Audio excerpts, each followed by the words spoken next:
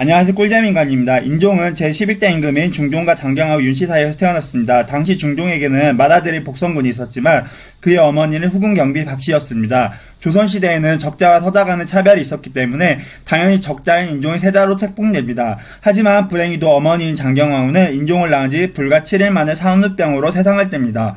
그런데 그녀는 눈을 감기 전 남편인 중종에게 의미심장한 이야기를 합니다. 아이를 가졌을 때 꿈을 꾸었는데 어떤 사람이 나타나 아이 이름을 억명하라고 했사옵니다. 장경하우가 이르기를 지난해 여름 꿈에 한 사람이 말하기를 이 아이를 낳으면 이름을 억명이라 하라 하므로 써서 벽상에 붙였었습니다 하였다. 중종이 상고하여 본즉 사실이었다. 이 얼마나 기이한 일인가. 중종실록 21권 10년 3월 7일.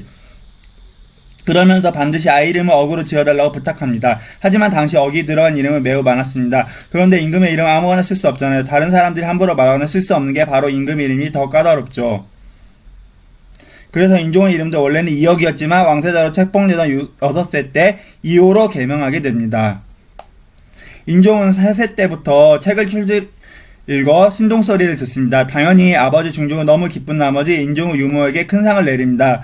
원자가 기질이 침중하여 경솔하게 말을 하지 않고 천자문과 유압을 모두 환하게 익혔었다. 임금이 책을 들고 문자 따라 외대 한자도 틀리지 않으니 임금이 가상히 여겨 감탄하기를 맞이 않았고 이어 유온에게 후한상을 주었다. 중종실록 27권 12년 4월 13일. 그리고 1520년 인종은 6세의 왕세자로 책봉됩니다.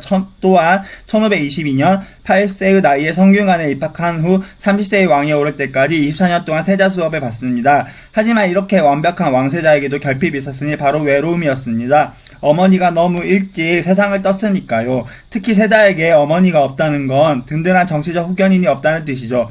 실제로 유독 인종 주변에는 자기 아들을 왕으로 만들고자 기를 쓰는 왕의 여인들이 많았습니다. 특히 중종이 청해하던 경빈 박씨는 중종의 장남이 복성군을 낳았죠. 비록 후궁이지만 왕의 첫아들을 낳은 만큼 자기 아들을 왕위에 올리고자 안간힘을 씁니다.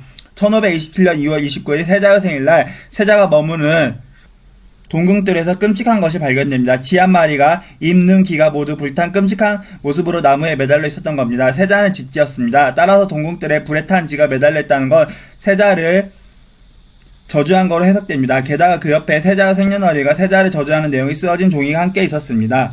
아버지 중종은 이 사실을 알고 불같이 화를 냅니다. 중종이 깜짝 놀라면서 이르기를 동궁에 이런 요괴스러운 일이 있었단 말인가 즉시 증문해야겠다. 중종실록 58권 22년 3월 22일. 이 사건을 작서의 변이라고 부릅니다.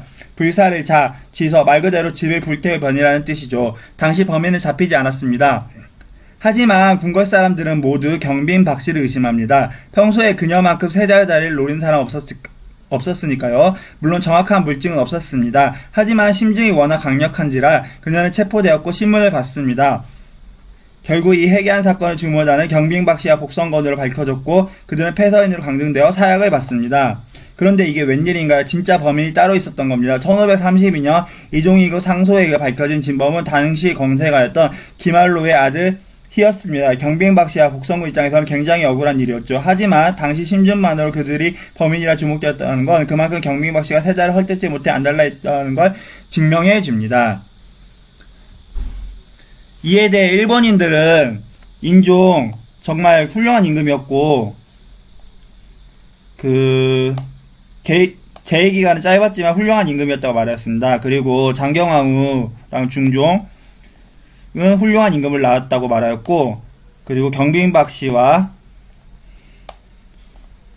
복성군은 억울하긴 하겠다라고 말하였습니다. 오늘도 재밌게 보셨다면 구독과 좋아요 부탁드리겠습니다. 감사합니다.